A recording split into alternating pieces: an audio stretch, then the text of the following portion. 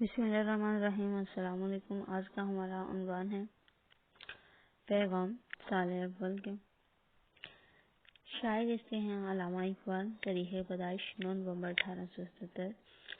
والد کا نام شیخ نور محمد۔ اقبال لکھتے ہیں جہالت کی تاریخی کے بارے میں دعوت ہم لوگ فکر دیتے ہیں، حقیقت کے ترجمان ہیں، روشن مستقبل کے خواب دکھائے ہیں، خودی کا درس انہوں نے دیا ہے۔ تاریخ وفات علامہ اقبال کی 1938۔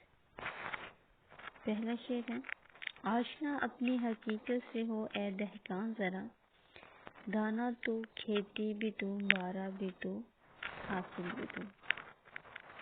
دہقان کسان، دانا بیج کو کہتے ہیں، بارہ بارش، حاصل نتیجہ حاصل کرنے والا۔ مفہوم اس کا ہے: اے دہقان اپنی اصلیت سے واقف ہو کر، بیج، کھیتی، بارش اور فصل تو ہی ہے۔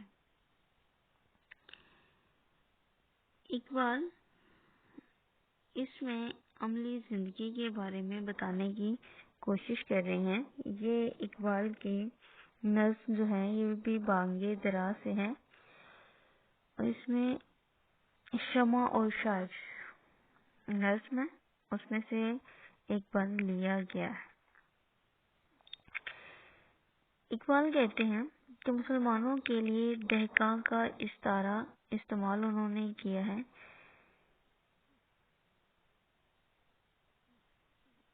اس میں بتایا گیا ہے کہ کسی بھی ملک کے لوگ خوراک کے بغیر زندہ نہیں رہ سکتے، اور اجناس اور خوراک کا تعلق زراعت سے ہے، زراعت کا تعلق کسانوں سے ہے۔ اگر کسی ملک کے دہقان کمزور ہو جائیں تو قحط اور پھر زوال قوم جیسے لوگوں کا مقدر بن جاتی ہے۔ یہی حال مسلمانوں کا ہے کہ دنیا میں مسلمانوں کی وہی اہمیت ہے جو کسان کی زرعی ملک میں۔ اس کے علاوہ مسلمان اور کسان دونوں میں کچھ خوبیاں جو ہیں وہ مشترک ہیں کہ کسان سادہ مزاج اور سادہ دل ہے، ریاکاری نہیں ہے، صبر و تحمل ہے، مشکلات کا سامنا کرتا ہے، لالچ نہیں ہے۔ مرد مومن میں بھی یہی صفات پائی جاتی ہیں۔ اس لیے اقبال نے دہقان کے پردے میں مسلمانوں کو مخاطب کیا ہے،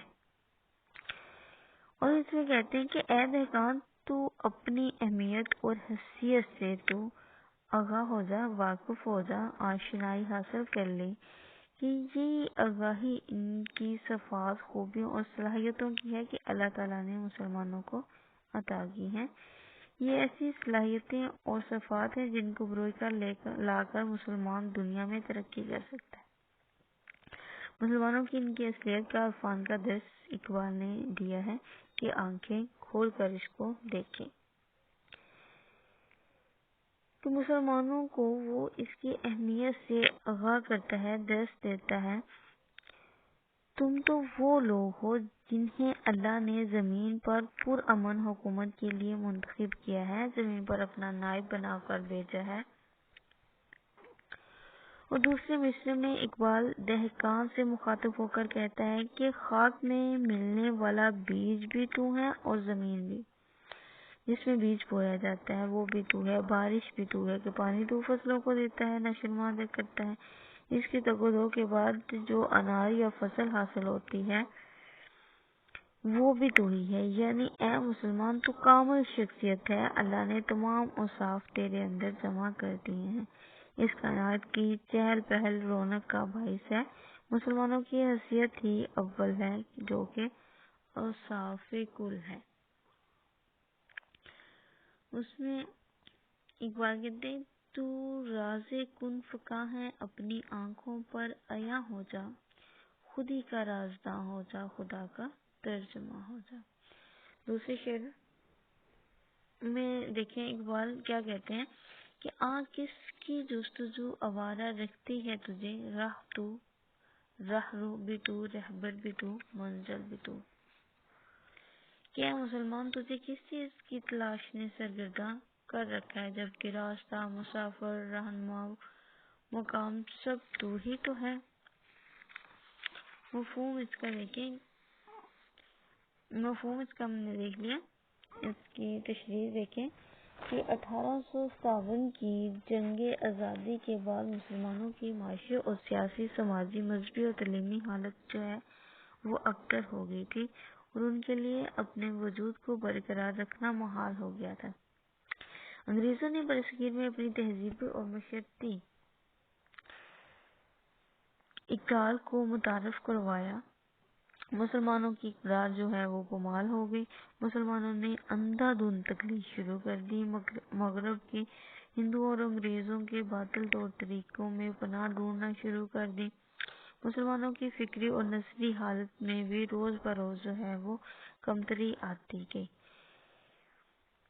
چنانچہ علامہ اقبال کہتے ہیں کہ اے مسلمان، کس چیز کی تلاش میں بھٹک رہا ہے، کس چیز میں تو سر کرتا ہے، کس چیز کی جستجو ہے، تو کیوں بے چین ہے، کس چیز کی اقبال کہتا ہے تمنا کرتا ہے، کیوں تو فرنگیوں کے پیچھے جو ہے وہ پڑا ہوا ہے، ان کی تقلید کرتا ہے، کبھی تو ہندوؤں کے سامنے کشکول اٹھائے پھرتا ہے کہ تیری غیرت کہاں سو گئی، کیوں تو منزل کی جستجو میں بھٹک رہا ہے، تمہارے پاس اسلام کی صورت میں ایک ہمہ گیر دین ہے، راہ بھی تجھے معلوم ہے، تمہاری راستہ جو ہے تمہارا کس طرف سے جانا ہے وہ یہ بھی تمہیں معلوم ہے، تمہاری راہ اسلام ہے، سنت نبوی ہے، تو خودی کی صورت میں جو ہے وہ کیا کر رہا ہے، تو خود ہی راہ اسلام کا مسافر ہے، کائنات کی سب سے عظیم راہ پر خدا نے تجھے گامزن کیا ہوا ہے،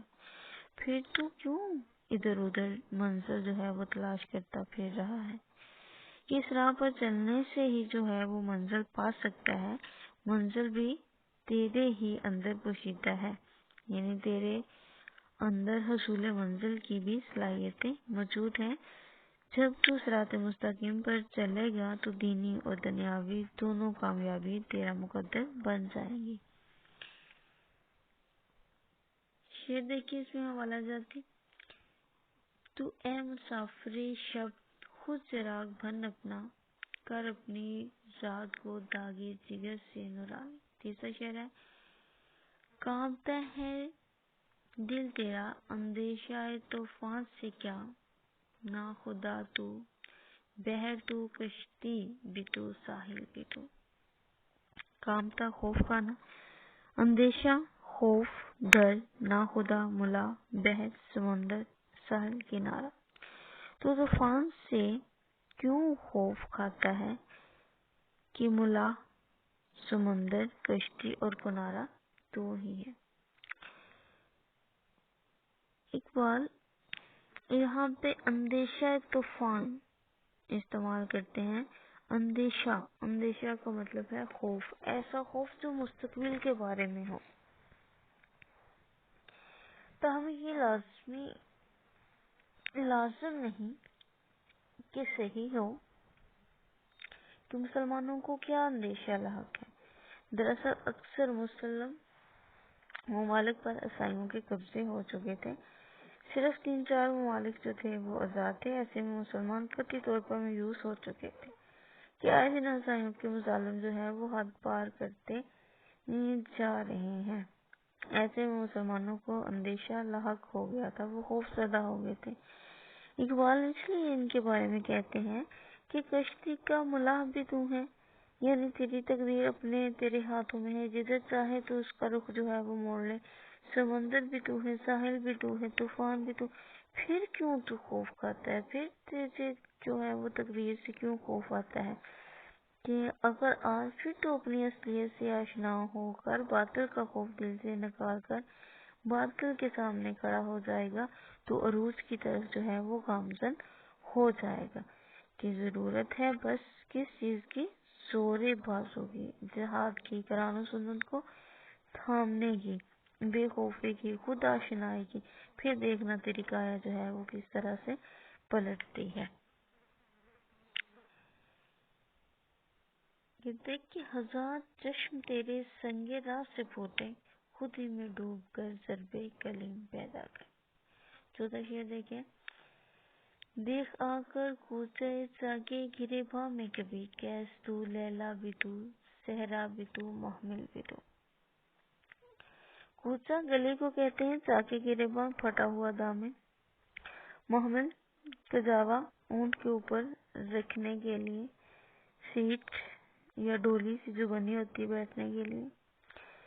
مفہوم: اپنے پھٹے ہوئے گریباں میں جھانک کر دیکھ تو معلوم ہوگا کہ کیس، لیلا، صحرا، محمل سب کچھ تو ہی ہے۔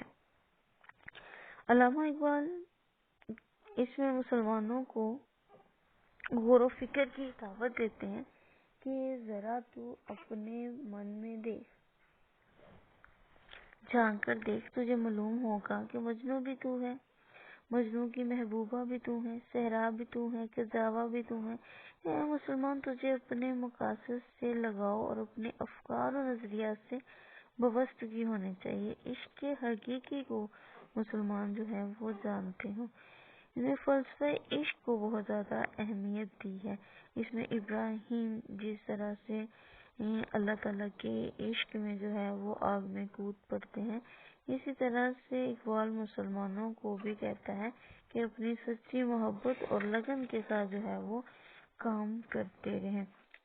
مسلمان نوجوانوں کو دعوت غور و فکر اقبال نے اس میں دی ہے کہ وہ کہتے ہیں کہ تجھے معلوم ہوگا کہ تو مجنوں ہے اور تجھے جس ذات سے عشق کرنا ہے وہ بھی تیرے اندر پوشیدہ ہے، کیونکہ خدا جو ہے وہ قلب مومن کا مکین ہے۔ صاف دلوں میں اللہ تعالیٰ جو ہے وہ گھر کیے ہوئے ہیں، رہتے ہیں، گویا محمل بدو ہے۔ اگر اپنے آپ سے محبت کرے گا تو یقیناً خود آشنائی حاصل کرے گا۔ اس طرح لیلا بھی کہ اے مسلمان تو ہی ہے۔ اقبال شعر نے دیوانگی، سچی لگن، عشق کے حقیقی کو جو ہے وہ مرد مومن کی نشانیاں قرار دیتا ہے کہ تمہاری لگن اور عشق جو ہے وہ مکمل ہو۔ اگر یہ مکمل نہیں ہے تو کامیابی تمہارا مقدر نہیں بن سکتی۔ نئی نئی منزلیں تم تلاش نہیں کر سکتے۔ نئی منزلیں اور نئی چیزیں اسی وقت جنم لیں گی جب تمہارے اندر سچی محبت اور لگن جو ہے وہ ہوگی، تمہاری عظمت جو ہے وہ کھوئی ہوئی واپس آ جائے گی۔ آج کے لیے اتنا ہی۔ آپ نے اچھی طرح سے حوالہ جاتی اشعار یاد کرنے ہیں اور ان کے مفہوم یاد کرنے ہیں۔ کل انشاءاللہ ہم باقی اشعار کو مفہوم دیکھیں گے۔ اوکے، اللہ حافظ۔